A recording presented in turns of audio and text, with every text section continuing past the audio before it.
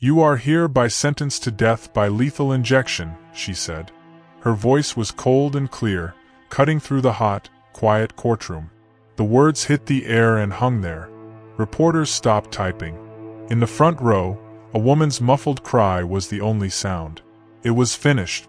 Judge Abigail Monroe, the Iron Judge, stared down at the man she had just condemned. Elias the Stone Thorn. The monster who had haunted her family for 20 years. The shadow who had murdered her father's best friend, D.A. Robert Langley. She lifted the heavy wooden gavel. This was it. The final sound. The sound of justice. The sound that would finally end the story. She was about to slam it down. "Judge." The voice was low and rough, like stones grinding on pavement. Abigail's hand froze in the air. The entire courtroom froze. Guards, who were already moving to grab the prisoner, stopped. Reporters looked up, their pens still. Elias Thorne had not said a single word for the entire 6-week trial. Not one. He turned his head. It was a slow, heavy move. He looked past his lawyers. He looked past the guards. He looked right at her. His dark, unreadable eyes locked onto hers. A flash of pure, hot anger went through her. "Mr. Thorne," she said, her voice tight, "this court is over."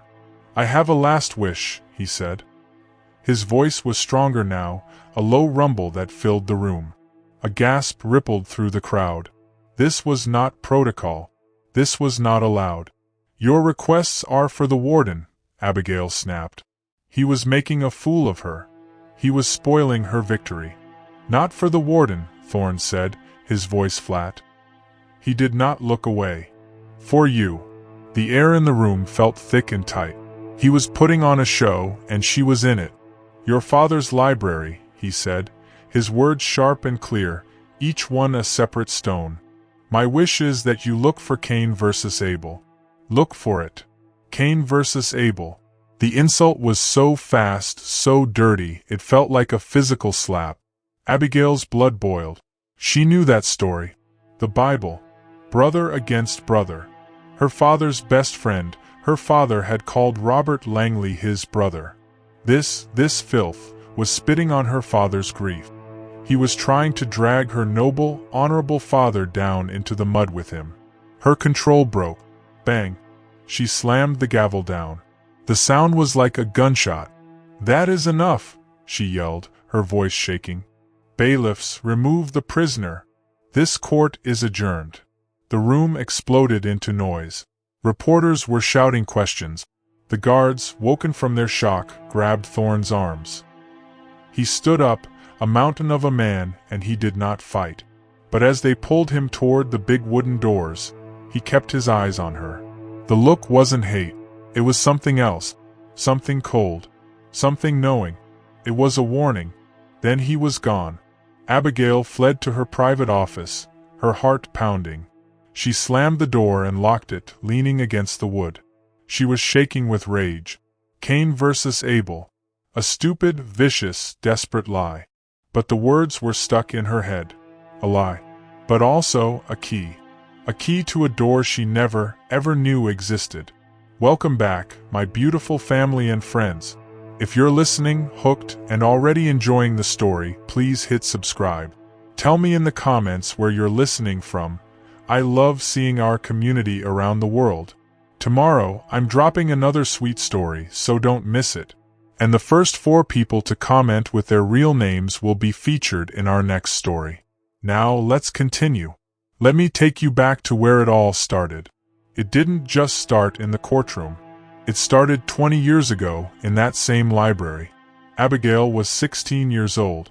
She loved reading her father's law books more than magazines. Her father, Judge Arthur Monroe, was her hero. He was a great man, a pillar of justice in Texas. And his best friend, his brother, was D.A. Robert Langley. The newspapers called them the Brothers of Justice. Arthur was the wise, calm judge. Robert was the strong, passionate prosecutor. They were a perfect team. Abigail grew up sitting in that library, watching them laugh and plan. They were making the world a better, safer place. Then, one rainy night, Robert Langley was murdered. It was not a robbery. It was a planned killing, an execution. The city was in shock. Abigail would never forget that night. The phone rang very late. She heard her father's deep voice, but it sounded small and broken. She crept out of her room. She saw her father standing in the hallway, holding the phone. His face was gray. He looked like a statue. He hung up the phone. He walked into his library, and for the first time in her life, he locked the door. A minute later, she heard a terrible sound. It was the sound of glass breaking. It was the sound of her father, her strong, perfect father, crying out. It was the only time she ever heard him lose control. At the funeral, her father spoke. His voice shook with a cold, deep anger. "He was my brother," he said, "and they took him from me. I swear this, Robert. I will not rest until the man who did this pays." The police said all the evidence pointed to one man, Elias the Stone Thorne. DA Langley had been building a big case against Thorne's crew. The murder was a message, but the first trial was a disaster. It fell apart. Key evidence like the murder weapon just vanished. It disappeared from the police evidence room. The main witness, a man who said he saw everything, suddenly got scared. On the stand, he said he couldn't remember anything. Thorne, who had been silent the whole time, walked free. That failure broke something in her father. He seemed to get old very fast. He retired from being a judge soon after. He was a good man beaten by a bad system. That case became the great, sad secret of their family. It was the one monster they could not beat. And Abigail promised herself she would beat it. Her whole life became about that promise. She went to law school. She became a prosecutor. She was tougher, smarter, and more careful than anyone. She left no room for mistakes. They started calling her the Iron Judge because she never bent. And she waited. 6 months ago, her chance came. The old case was reopened. A new witness came forward. New evidence was suddenly found in an old, forgotten file box. The case was given to her. It felt like fate. She was not going to fail. She checked every paper. She talked to every witness herself. She built a perfect, iron cage of facts around Elias Thorne. This time, his silence did not make him look powerful. It made him look guilty. The jury agreed. They found him guilty in less than 6 hours. She had done it. She had won. She had gotten justice for Robert Langley. She had finished her father's work. But now, sitting in her car, the victory felt wrong. It felt dirty. Thorne's words were stuck in her head. A splinter. Cain v. Abel. Your father's library. She drove to her quiet, modern apartment. It was all glass and white walls. It was as cold and empty as she felt. She poured a drink, but it didn't calm her. Why those words? Why the library? Thorne was not a stupid man. He was a criminal genius who had run an empire for 30 years. He did not waste words. He had been silent for 6 weeks. Why were those the first words he spoke? "It's a lie," she said to the empty room. "He's just trying to hurt me. He's trying to hurt my father." But a small, cold feeling of doubt was in her heart. What if it wasn't a lie? What if it was a clue? The thought was so terrible, so ugly, she felt sick. She had to go. She had to go now. She had to prove it was a lie. She needed to stand in that library, the safest place in her world. She needed to see for herself that there was nothing there. No book. No clue. Only then could she feel good about her victory. Only then could she rest. She drove too fast to her father's house. It was the house she grew up in. It was dark, except for one light. The light in the library. Her father was probably asleep in his chair, reading. She used her old key to let herself in. The house was quiet. It smelled like old books, pipe tobacco, and safety. It smelled like her father. She felt like a thief, sneaking into her own home. She walked to the library. The door was open a little. She peeked in. Her father wasn't there. He must have left the light on and gone to bed. She stood in the doorway. This room was her church. 2 walls were covered, floor to ceiling, with books. This was where her father had taught her about right and wrong. "This is stupid," she whispered. But she was here. She had to look. Cain v. Abel. It was not a real law case. She knew that. Still, she ran her fingers along the books. C. Caballero v. Texas. Calder v. Bull. Nothing. Of course not. She felt a rush of relief. It was all nonsense. Just the mad words of a dying man. She turned to leave. But she stopped. The meaning. Brother killing brother. Her eyes went to the big, old family Bible that sat on a wooden stand. It was just for show. She had never seen her father read it. She walked over to it, and she saw it. Tucked in the shelf, behind the Bible, where no one would ever look, was a row of old, dusty books. She pulled one out. A cloud of dust made her cough, and she saw it. Her blood ran cold. There, in the wall, was a small, square, metal door. It was painted the same color as the wall, but she could see the sharp edges. A hidden safe. A lockbox. She touched it. The metal was cold. She had been in this room thousands of times. She knew every book, every chair. She had never seen this. This was a secret. Her heart started to pound hard against her ribs. She needed a key. Where would he hide a key? Her father was a man of habits. He liked his secret. She went to his desk. She knew every drawer. The top right, 4 pens. The top left, 4 paper. The deep bottom drawer on the left. The one he always kept locked. The one he thought she didn't know about. She pulled the handle. It was locked. She grabbed a strong paperclip from the desk. Her fingers were shaking. She pushed it into the lock, just like she did when she was a teenager. Click. The drawer opened. The rich, sharp smell of cigars and cedar wood hit her. There it was, his private cigar box. She opened the lid. Inside were rows of dark, expensive cigars. She ran her fingers along the inside of the lid. Her fingers hit a small piece of tape. Taped to the wood was a small, silver key. She pulled it out. It was cold, just like the box. This was wrong. This was so wrong. She was breaking her father's trust.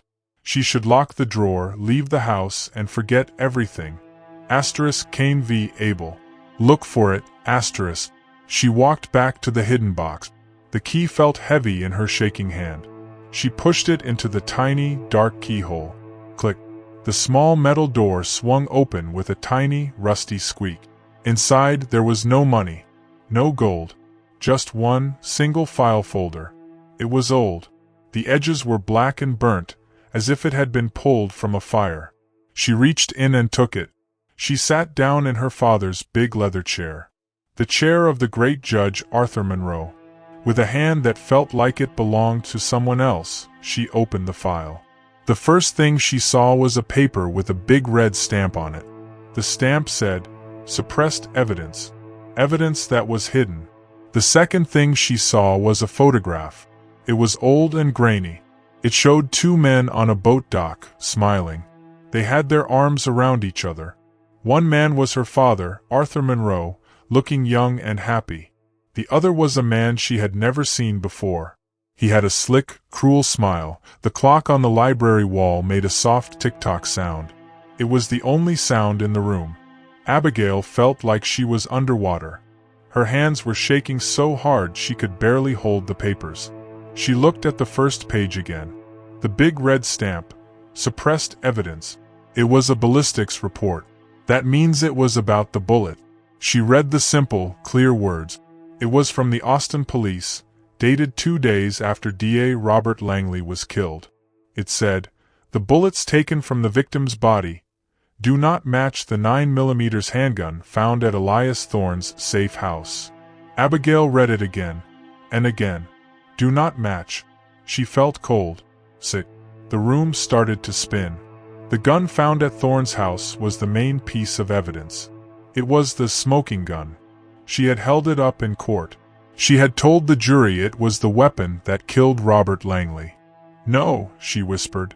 This is a mistake. It's a fake." But it was in her father's secret safe. Her trembling fingers dug back into the burnt file. There was another paper underneath. It was another ballistics report. This one looked familiar. She knew it.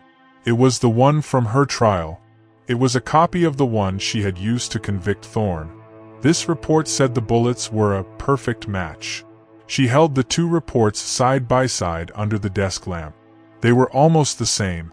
They had the same date. They both had the same signature at the bottom, Detective R. Miles. Miles was an old-timer, a cop legend. He was the lead detective on the Langley case. But one report said, "Do not match." The other said, "Perfect match." One was the truth. The other was a lie. One of them was a fake. And she knew which one. The real one, the truth, had been hidden in this wall for 20 years. Her father had hidden it. Her stomach turned. She felt like she was going to be sick right on her father's expensive carpet. Her eyes went back to the photograph. Her father, smiling, with his arm around that other man. The man with the slick, cruel smile. Who was he? Abigail had studied the old case files. She had looked at hundreds of photos of Thorne's crew. This man was not one of them. She looked closer.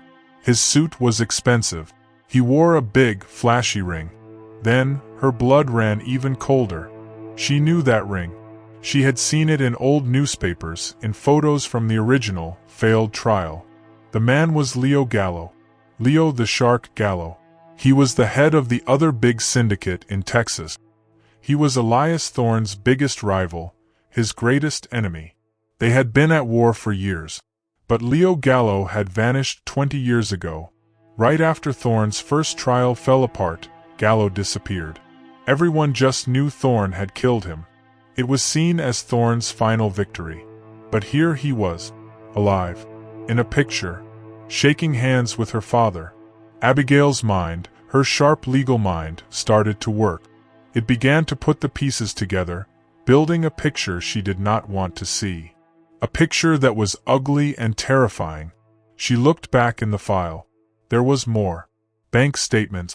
Pages and pages of them. They were from a bank in the Cayman Islands, a place where people hide money. The statements showed money going into an account. Lots of money. Millions of dollars. The money was coming from an account with the initials, LG. Leo Gallo. The money was going to an account with the initials, AM. Arthur Monroe. Her father. She looked at the date. The money started coming 6 months before Robert Langley was killed. The payments were big, and they were regular. Once a month. The last payment, the biggest one of all, was 1 week after Langley was murdered. Abigail dropped the papers on the desk. She pushed back in the chair, her hand over her mouth. The story was no longer a question. It was a horrible, simple answer. Her father was corrupt. He was a dirty judge. He was on the payroll of a Mafia boss, Leo Gallo. D.A. Robert Langley, her father's brother. He must have found out. He wasn't just investigating Thorne like everyone believed. He must have been investigating both of them. And he must have found the link. He must have found the bank account. He found out his best friend, Judge Arthur Monroe, was a criminal. Langley, the good Abel, had found out the truth about his brother, Cain. Abigail's mind flashed to her father's face at the funeral. The grief, the shaking voice, the promise of justice. It was all an act, a lie. Her father hadn't been sad. He had been scared. Langley was going to expose him. So her father and his partner, Leo Gallo, had him killed. They killed Robert Langley. But they needed someone to blame. They needed a scapegoat. And who was the perfect person to blame? Elias Thorne. He was Gallo's biggest rival. He was the man Langley was supposed to be investigating. It was a perfect plan, a masterpiece of evil. In one move, her father got rid of the DA who was about to ruin him. And Leo Gallo got rid of his #1 enemy, Thorne. They cleaned house. Her father, the great judge, the man who was helping the police, had planted the evidence. He had faked the ballistics report. He had hidden the real one in his wall. Abigail felt a new, colder wave of horror. Her entire life, her whole career, her passion for the law. It was all a lie. Her father had pushed her to become a lawyer. He had been so proud when she became a judge. He had sat in the front row of her courtroom, watching her, during the entire 6-week trial of Elias Thorne. She remembered his face when the jury read the guilty verdict. He had tears in his eyes.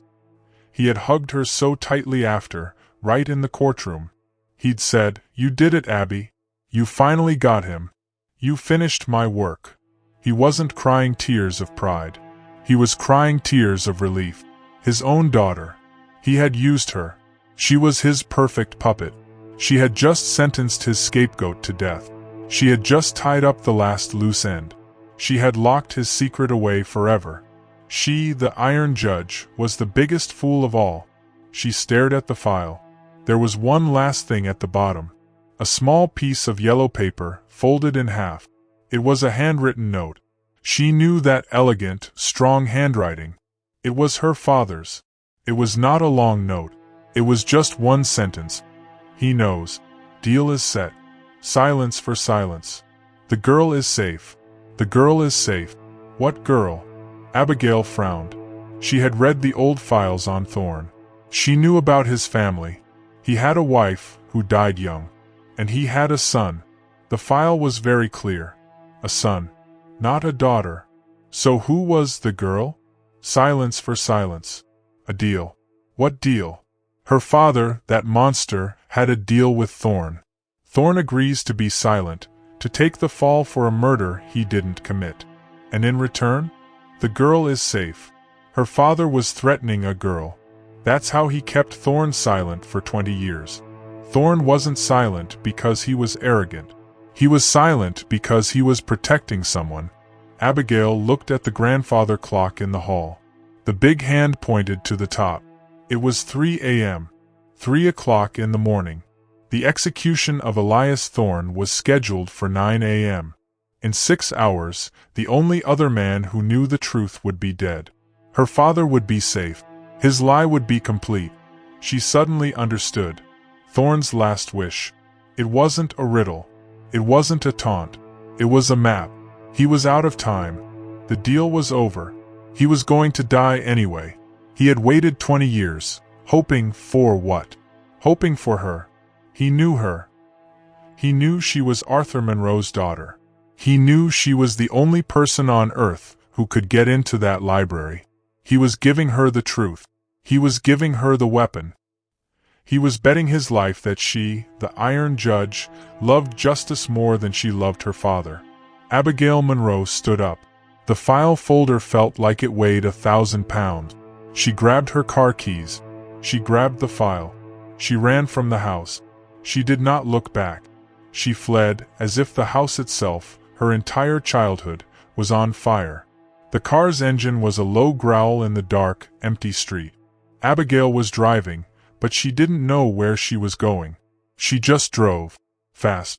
She ran a red light, then another. The world outside her windshield was a blur. The file was on the passenger seat beside her. It felt like a bomb. It felt hot, like it was still burning. Her mind was screaming. It was just one loud, endless noise. Liar. Liar. Liar. Her father. Her hero. The man who taught her what justice was. The man who read her books when she was a little girl. The man who held her when her mother died. He was a fake. All of it. Her whole life. It was all a lie. She thought about his study. The library. Her safe place. It wasn't a place of justice. It was a tomb. It was where her father kept his greatest secret, his greatest sin. He had hidden the proof of his evil right in the walls of their home. Abigail felt a hot, sour taste rise in her throat. She slammed on the brakes. The car skidded to a stop in the middle of a dark, empty road. The seatbelt locked hard against her chest. She threw the car door open. She stumbled out onto the cold grass on the side of the road. She bent over and was sick. She cried out, a sound that was half a sob, half a scream. It was the sound of a life breaking in two.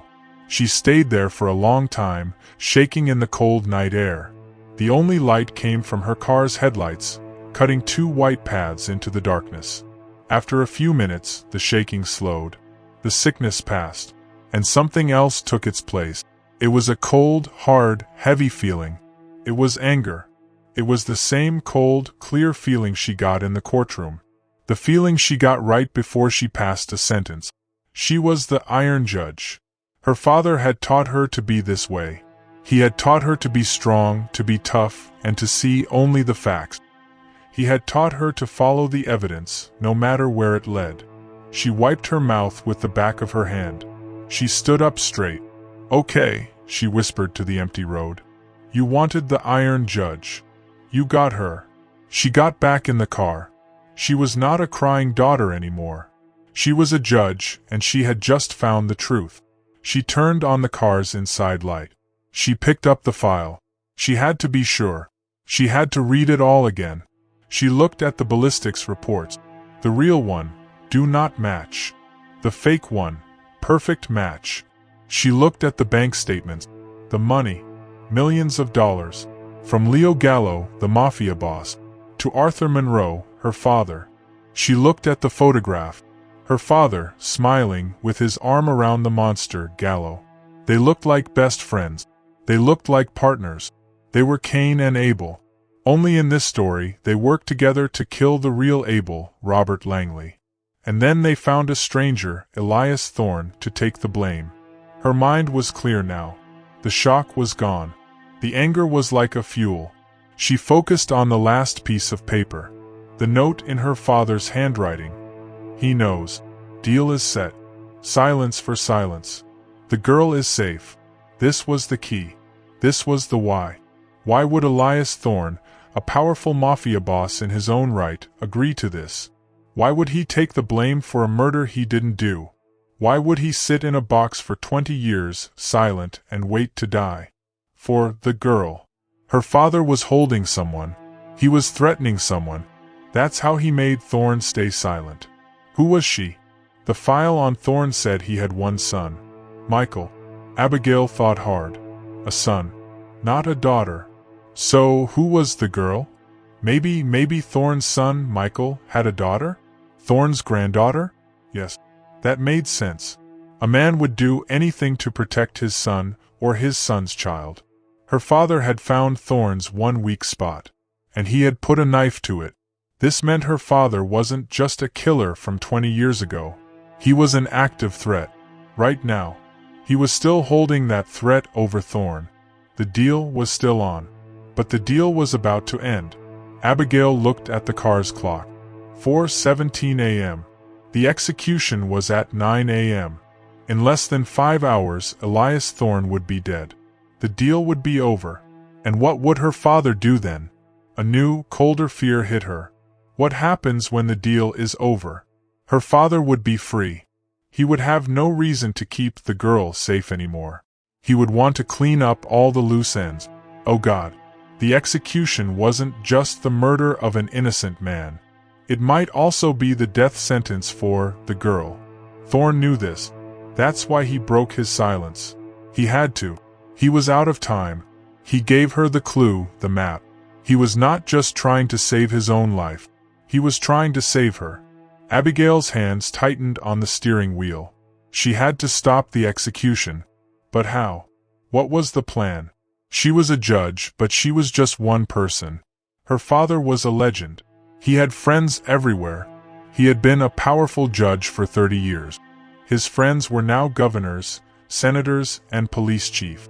She thought about her options. Option 1, call the governor. She could call him right now. He knew her. But he was her father's oldest friend. They played golf every Sunday. What would he do? He would probably call her father. Arthur, I just got a crazy call from Abby. She's not well. She's saying wild things about you and the Thorne case. Her father would know. He would know she found the file. He would run. And worse, he might hurt the girl to silence her for good. No. She could not call the governor. Option 2. Call the Attorney General. This was better. The AG was a serious man. But it was 4:30 in the morning. She would wake him up and say, I need you to stop an execution because my father is the real killer. I have a secret file. It sounded insane. She was a judge. She could not just say it. She would have to file a motion. Lawyers would have to get involved. It would take hours. It would take days. She did not have days. She did not even have hours. She had minutes. Her father had built a perfect wall of lies. He had used the system to hide his crime. She could not use the same system to expose him. Not in time. She was alone. No, not alone. She had the file. And she had one last, desperate idea. There was only one plan. She had to go to the prison. She had to go to Huntsville. She was the Iron Judge. She was the judge who signed the death warrant. She had more power over this execution than anyone else, except the governor. She would not call. She would show up. She would walk right into that prison. She would find the warden. She would slam the file on his desk. She would show him the fake ballistics report. She would show him the real one. She would demand a stay. She would use her power as a judge to stop that clock. And she had to see Thorne. She had to talk to him. The file was the what. Thorne was the why. She needed him to tell her the rest of the story. Who is the girl? Where is she? This was the only way. It was crazy. It would probably be the end of her career. Showing up at a prison, screaming about a conspiracy? They might think she was having a breakdown. She didn't care. Her career was a lie anyway. It was built on her father's sin. She put the key in the ignition. The engine roared to life. She was not a scared daughter anymore. She was an avenger. She was a judge, going to fix the single biggest mistake of her life. She pulled onto the highway. The car flew through the darkness. The big green signs passed in a blur. Dallas, Houston, Huntsville. The drive was long. The dark Texas highway was empty, except for a few big trucks. Their red tail lights looked like angry eyes in the night. After what felt like a lifetime, the sky in front of her began to change. The blackness turned into a dark, sick-looking purple. Then a pale, watery gray. The sun was coming up. The new day did not feel like hope. It felt like an eye-opening. It felt like a giant spotlight, coming to shine on all the ugly secrets. She passed a sign. Huntsville or 10 miles. Her heart was pounding so hard it hurt. She saw the prison in the distance, the high red brick walls, the tall guard towers.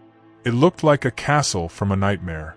She pulled onto the main road that led to the prison gate, and she stopped. The road was already blocked. There were white vans everywhere. News vans. Satellite trucks on top, pointed at the sky. Reporters were standing in front of cameras, already talking. They were like vultures waiting for a meal. They were all here to watch the state of Texas kill a man. A man she now knew was innocent. She looked at the clock on her dashboard. 6:30 a.m. The execution was in 2.5 hours. The clock was ticking. Abigail's car was the only thing moving fast on the dark road. The sky in front of her was turning a sick, pale gray. The sun was coming. It felt like a giant eye, about to open and see all the world's ugly secrets. Her secret. Her father's secret. She saw the signs for the prison. And then she saw the lights. Not the prison lights. These were bright, white lights from cameras. The road to the main gate was blocked. It was a sea of white news vans. They were parked everywhere. Reporters were standing in front of cameras, their faces lit up, talking in serious voices. They were like vultures waiting for a body. Abigail felt a flash of anger. They were all here to report on the death of Elias Thorne, a man who was innocent, a man she had sentenced. She could not drive through that. They would see her. Judge Monroe arrives for execution. They would swarm her car. They would stick microphones in her face. Judge, how do you feel? Is this justice for your father's friend? She couldn't. She just couldn't. She slammed her hand on the steering wheel. Think, Abby, think. There had to be another way in. A back way. The staff entrance. She turned the car hard onto a small side road. It was a narrow, paved road that went around the side of the prison. The high brick walls were on her right. They were so tall, they blocked out the new morning light. She saw the guard towers, with dark shapes of men inside them, watching. The road ended at a heavy, sliding metal gate. A small, square guard booth stood next to it. Abigail pulled her car right up to the gate. She put the car in park. A moment later, a guard stepped out of the booth. He was a big man, and he looked bored. He held a cup of coffee in one hand. He walked slowly to her car. He did not look happy to see her. He tapped on her window. Abigail pressed the button, and the window slid down. The morning air was cool. "Ma'am, this is a restricted area," the guard said, his voice flat. "You need to turn your vehicle around. Now. No one is allowed here today." Abigail looked at him.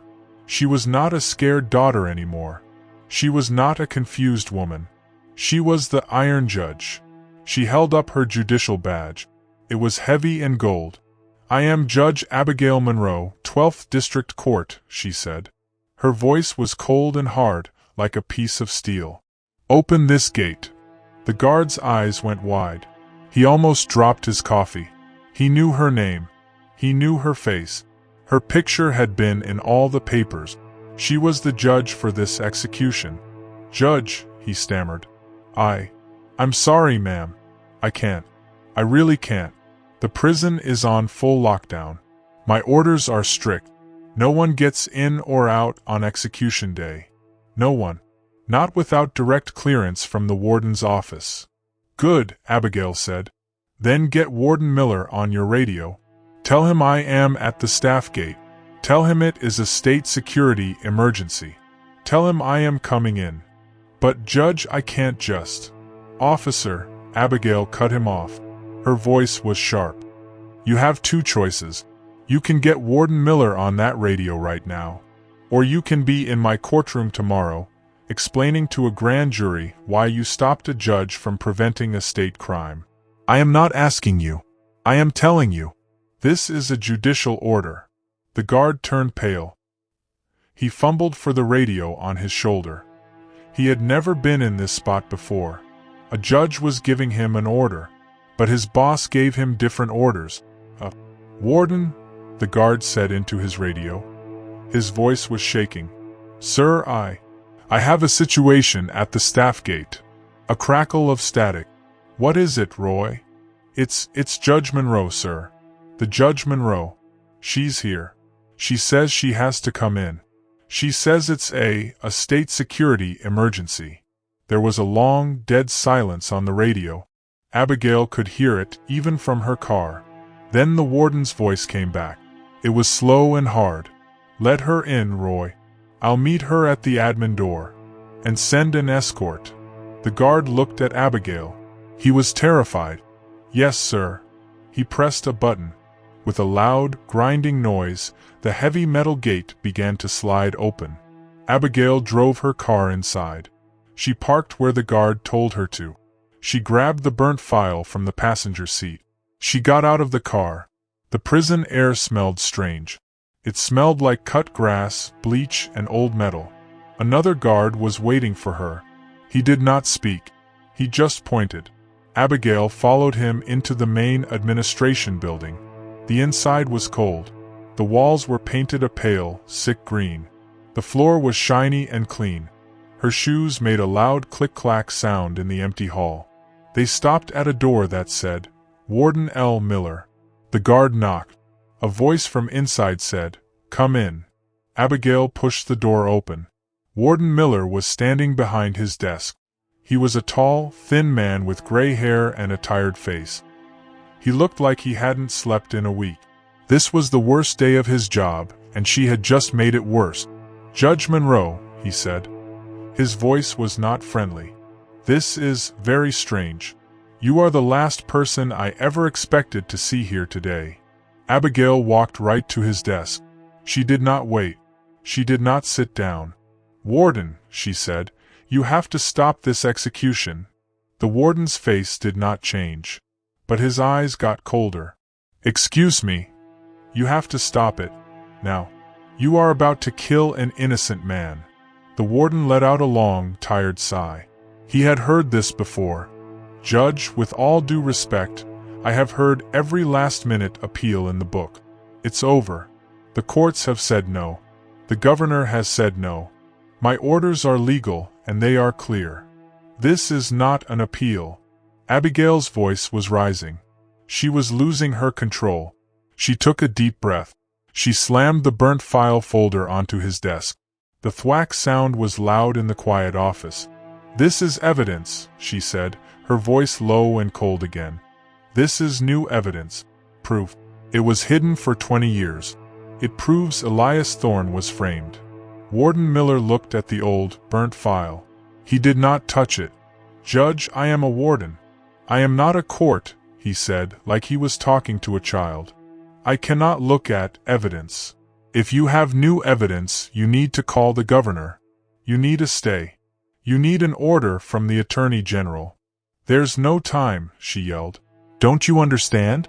By the time I get the AG on the phone, by the time the lawyers file the papers, Thorne will be dead. You have the power to stop this. You can delay it. My hands are tied, Judge. I have a lawful order. I have a protocol. I follow the rules. He was a wall of rules. This is not justice. This is murder, she pleaded. This file proves the real killer is still out there. The warden's eyes narrowed. Who? Who is the real killer?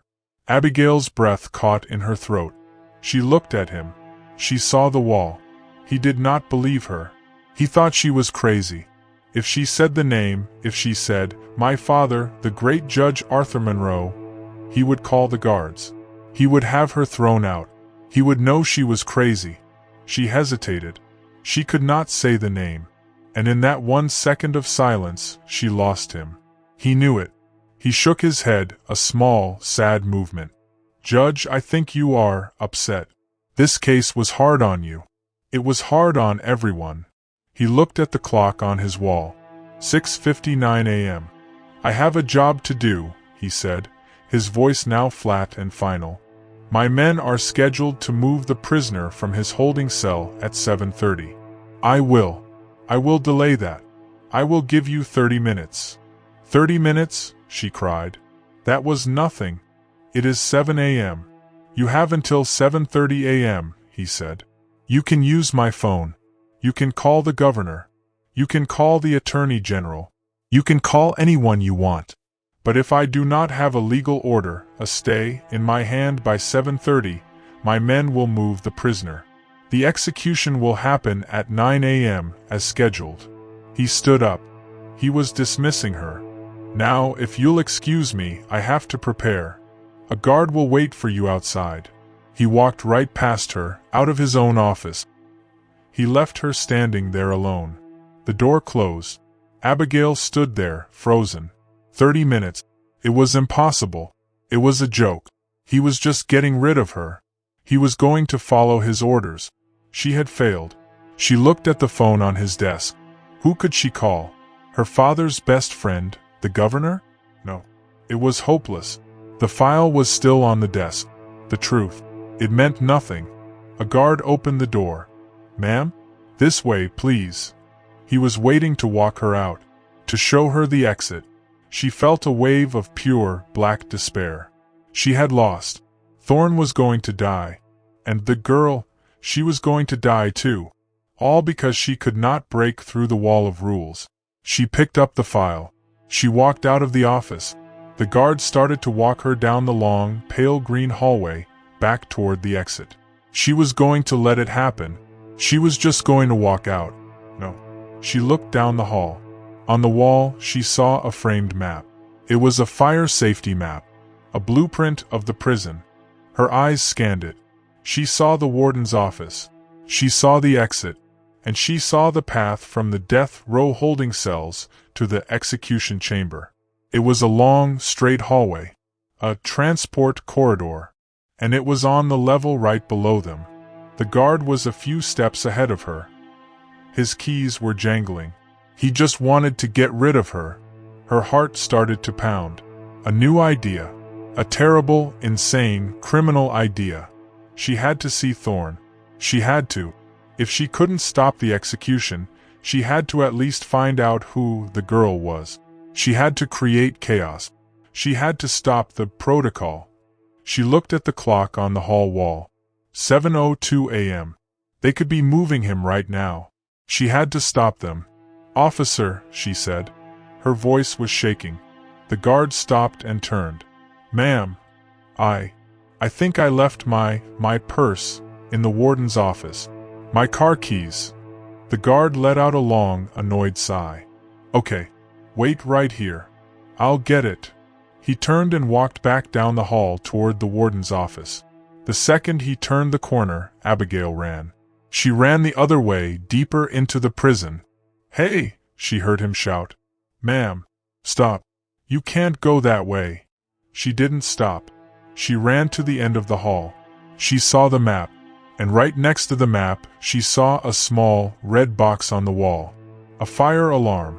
She heard the guard's heavy boots pounding on the floor, running after her. She lifted her fist. She was the Iron Judge. She was the law, and she was about to break it into 1,000 pieces. She smashed the glass cover with her fist. The glass cut her hand. She felt the sharp pain, but it was far away.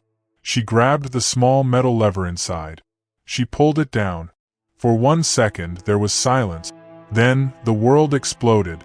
Clang, clang, clang. A bell so loud it hurt her ears began to ring. Red lights on the ceiling began to flash. Strobe, strobe, strobe. It was the sound of total chaos. The guard, his face white with shock and anger, grabbed her arm. "Judge, what did you do? Are you insane?" But Abigail pulled her arm free. She knew the prison rules. A fire alarm meant one thing: automatic lockdown. All movement stops. All prisoners in transit must be stopped right where they are. They wouldn't take Thorne to the chamber. They would stop him. In that hallway. She saw the door to the stairs. The stairs that led down. "Stop her!" the guard yelled into his radio. "She's the judge. She's running to cell block B." She pulled the alarm. But Abigail was already through the door. She was running down the cold, metal steps, her heart pounding with the alarm. She was holding the burnt file in one hand. Her other hand was bleeding. She was running to stop a murder.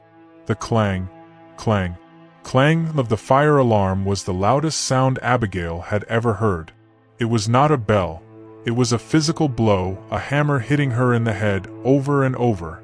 Red lights flashed on the walls, turning the pale green hallway into a scene from a nightmare. Strobe, strobe, strobe. She burst through the heavy door to the stairs. Her feet pounded on the metal step. Down, down, down. She heard the guard yelling behind her. "Ma'am, stop. Judge, stop. I have a code red. Intruder in Sector B." She didn't care. Adrenaline was like fire in her veins. Her hand was bleeding where she had smashed the glass. Blood was dripping onto the burnt file, but she held it tight. It was her only shield. Her only weapon. She hit the bottom of the stairs and slammed her shoulder against the next door. It was heavy, but it opened. She was in the hallway. The transport corridor.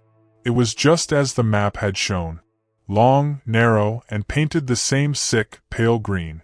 The red alarm lights flashed here, too, making the whole corridor look like it was covered in blood. And there they were. About 50 feet ahead, they were frozen. Just as she had prayed. The prison protocol had worked. 2 guards. And in the middle of them, 1 inmate. Elias the Stone Thorne. He was even bigger up close. A mountain in an orange jumpsuit. His hands were cuffed in front of him. The 2 guards were looking up at the flashing lights, confused and angry. They were trained for riots, for fires, for escapes. They were not trained for this. One was an older, heavy-set man. The other was younger, with a pale face and wide, shocked eyes. His name tag read Carter. "What the hell is it now?" the older guard grumbled, his hand on his weapon. "Stop!" Abigail screamed. Her voice was a raw, broken sound. It cut through the clang of the alarm. The 3 men spun around. Their faces, she would never forget their faces. The 2 guards stared. Their mouths fell open. They were seeing a ghost. A woman. A judge. In her fine, dark clothes, her hair wild. Her hand was bleeding. She was holding a burnt file. She was in the most secure hallway of the prison, during a lockdown, running at them. It was impossible. Their brains just stopped working. Officer Carter, the younger one, was the first to speak. He was terrified. He was a man of rules, and all the rules were breaking at once. "Judge?" he yelled, his voice cracking. "Judge Monroe? What? Ma'am, you can't be here. This is a restricted area. Get back. Get back now."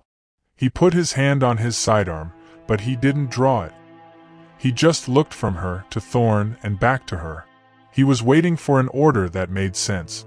But Abigail wasn't looking at him. Her eyes were locked on Elias Thorne. This was it.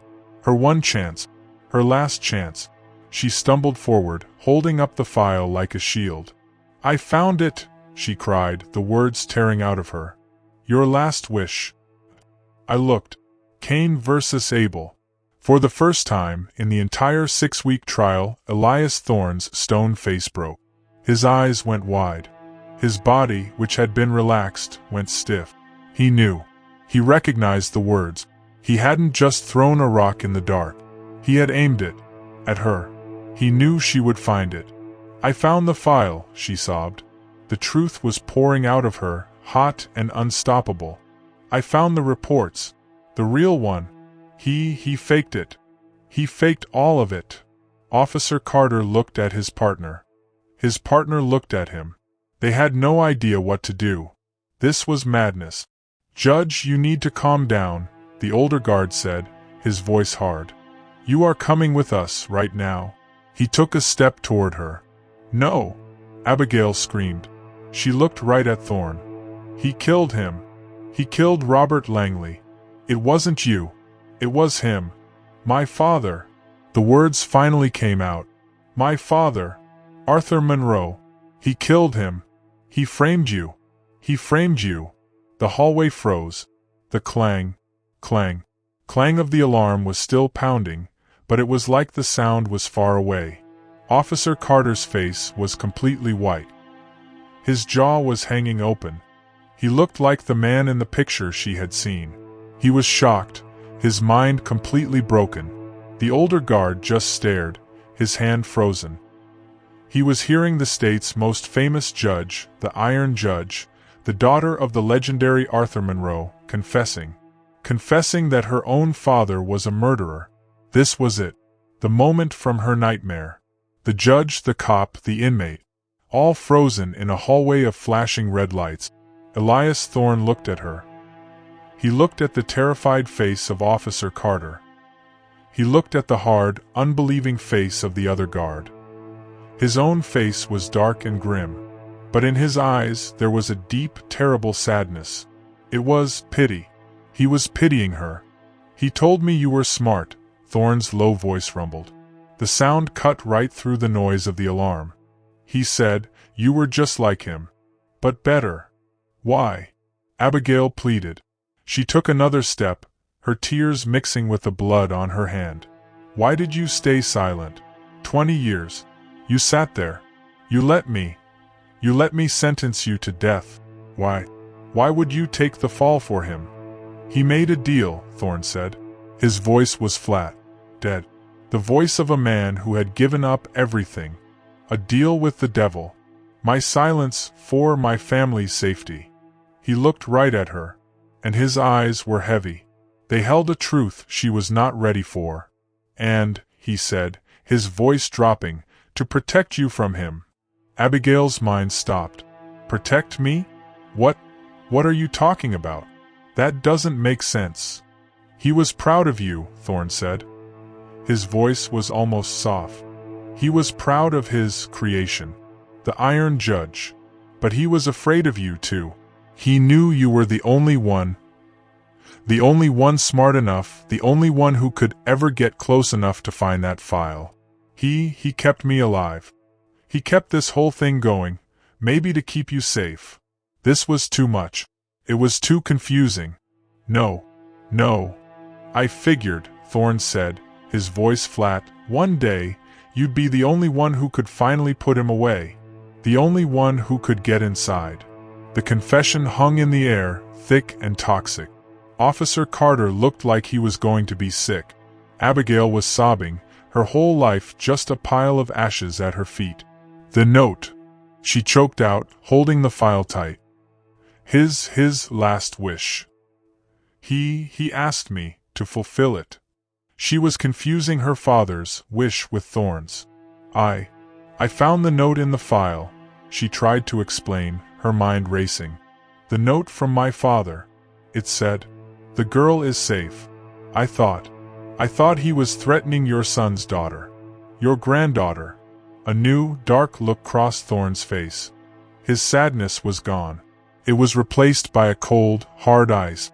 "He told me about a last wish," Thorne said. His voice was a deadly whisper. It was his wish. For me. Abigail stared, not understanding. Thorne looked her square in the eye. His final words froze the room. They froze Officer Carter's soul. They froze Abigail's heart. "He told me," Thorne whispered, "that if I ever broke my silence, if I ever talked, his last wish was that he'd get to kill my son." The air left Abigail's lungs. It was a physical punch. Officer Carter let out a small, tiny gasp. The same way, Thorne's voice dropped even lower, so low she could barely hear it over the clang of the alarm. His eyes were black holes, full of a 20-year-old horror. "The same way. I watched him kill the DA." The alarm bell was a metal heart, pounding panic into the narrow hallway. The red lights flashed, turning everyone into demons. Officer Carter was a statue, his mouth open, his skin the color of paper. The older guard was just confused, his hand on his gun, his eyes wide. Elias Thorne's last words hung in the air, heavier and more terrible than the alarm. "The same way I watched him kill the DA." Abigail's mind went blank. Her father, her kind, strong, laughing father. He hadn't just ordered a murder. He hadn't just faked a file. He had stood and watched. And he had made this man, Thorne, watch too. It was a message, a threat, a show of pure, cold power. The older guard finally broke. His training took over. He saw a bleeding woman, a high-security inmate, a panicked rookie, and an alarm. This was a situation, and he had to control it. "That's enough," he yelled, his voice rough. "I don't know what crazy game this is, Judge, but it's over. You are coming with me." He lunged forward and grabbed Abigail's arm. The one that wasn't bleeding. "No!" Abigail screamed. The pain, the shock, the terror, it all burned away. Turned into something new. It turned into ice. She was the Iron Judge. Her father had made her. He had built her to be cold, to be hard, to see only the law. He had made the weapon that would now destroy him. She ripped her arm out of the guard's grip. She turned, not to him, but to the rookie. To Officer Carter. "Officer Carter!" she yelled, her voice a sharp, clean command. It cut right through the clang of the alarm. "You just heard a confession. You heard a witness testify to a 20-year-old capital murder. You heard him say he was blackmailed by Judge Arthur Monroe with the threat of his son's life. You are a material witness. Your duty is not to this hallway. Your duty is to the truth." Carter stared at her, his eyes wide. He was shaking. "Your duty is to the law." Abigail yelled. "Are you a guard? Or are you an officer of the law?" Carter looked at her. He looked at Thorne. He looked at his partner. "Dawn," the older guard said, "she's lost her mind. Grab the inmate." The older guard moved toward Thorne. "No!" Officer Carter shouted. He stepped in front of Abigail. He stepped in front of the inmate. He put his hand out, stopping his partner. "Sir, stop." "I heard him. She's right. We have to listen. We can't move him." "Are you crazy, Carter?" the older guard roared. "He's an innocent man." Carter yelled back, his voice cracking, but full of new, strange power. I won't be a part of it." The standoff was absolute. Two guards, guns at their sides, facing each other. A judge bleeding. And an inmate, silent, watching his life hang in the balance. The clang of the alarm stopped. The sudden silence was deafening. The red lights were still flashing, painting the hallway in silent, pulsing waves of blood. And into that silence came a new sound. The sound of heavy boot. Lots of them. Running.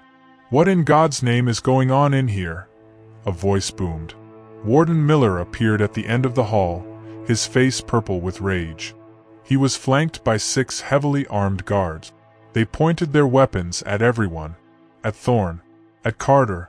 At Abigail. "Drop your weapon, Carter! Stand down!" Miller yelled. "Sir," Carter said, his hands in the air, "you have to listen. The judge, she has proof." "It's over, Judge Monroe," the warden yelled at her. "You have assaulted my officers, you have incited a riot, you are finished. You are under arrest." "Warden!" Abigail screamed, her voice breaking. "I am saving you from murdering an innocent man. I am saving your soul. Look." She stumbled forward and shoved the burnt, bloody file into his hands. "Look at it," she cried.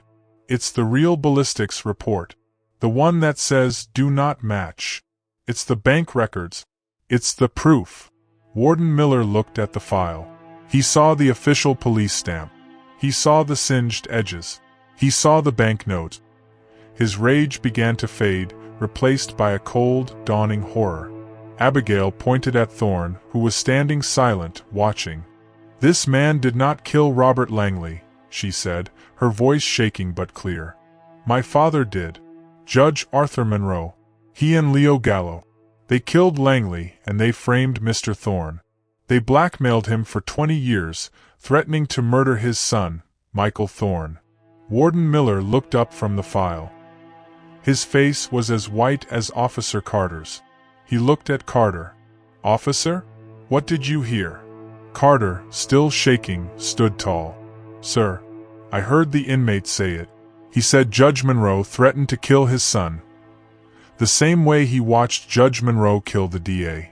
Sir, I believe him." The warden looked at Abigail. She was not a crazy woman. She was not a hysteric. She was a judge. And she was bleeding. And she had just destroyed her own life, her own family, to bring him this file. He knew it was true. "God help us all," he whispered. He turned to the guards. "Lower your weapons. Take Mr. Thorne. Take him to my office. Not a cell. My office. Put 2 men on him. He is not an inmate. He is a material witness. He is in protective custody." He looked at Abigail. "Judge, you come with me." The warden's office was now a war room. The execution was stopped. The press outside was being told there was a security emergency. Abigail, her hand wrapped in a white bandage, was on the warden's phone. She was not calling the governor. She was talking to the Attorney General of Texas. Her voice was cold, flat, and precise. "Yes, sir. That is what I am telling you," she said, her eyes staring at the wall. "The man you are set to execute is innocent. I have the suppressed evidence in my hand. Yes, sir, I am aware of what I am saying. The Real killers are Judge Arthur Monroe and the mob boss, Leo Gallo." She listened for a long time. The man on the other end was yelling, then pleading, then yelling again. "Sir," she said, cutting him off, "I am staking my life and my entire career on this fact. But we have another problem. A more immediate one. My father's leverage. Elias Thorne's son, Michael. He is in immediate, mortal danger. My father will find out the execution was stopped. He will know the deal is broken. He will try to kill him." She gave the AG the address. 455 Willow Creek, San Antonio. "You need to send a full protection detail. Right now." She listened again. "And, sir, you need to send an arrest unit to 4500 Laurel Oaks in Austin. For my father. Send the Texas Rangers. He is a flight risk, and he is to be considered armed and dangerous." She hung up the phone. The office was silent. Warden Miller was sitting at his desk, his head in his hands. Elias Thorne was sitting in a chair by the wall, a guard on either side of him. He was just watching her. "What happens now?" the warden asked, his voice muffled. Now, Abigail said, I go and face my father. The drive to Austin was fast. She was in the back of an unmarked state police car, its lights flashing, the siren silent. They flew down the highway, the sun now high and bright in the sky. A beautiful day for a reckoning. Her hand throbbed. Her career was over. She knew that. You cannot incite a riot in a state prison, assault a guard, and stop an execution, and still be a judge on Monday. She would be disbarred. She had broken a dozen laws. It was the best thing she had ever done. They pulled up to the house. The long, winding driveway. The giant oak trees. The beautiful, white-pillared home where she grew up. It looked like a picture of peace.